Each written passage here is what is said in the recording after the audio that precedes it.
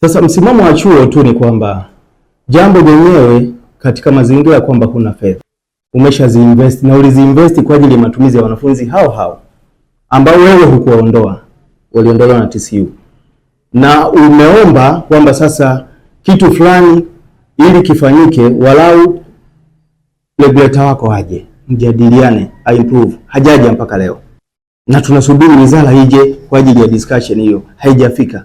Wewe hukumuondoa na fandi yake ulitumia kwa ajili ya maslahi yake mwenyewe. Sasa kosa la Mwanza University ni lipi? Unacho ushauri serikali, sijui hata kama walishawahi kutembelewa na TCU kwenye hivi vyuo kuona hata hizo adha wanazozipata hivi vyuo ambavyo wanafunzi wapo, wasibugudhiwe kwa sababu wanafunzi hawana dhambi katika hili. Hii ni Tanzania Habari.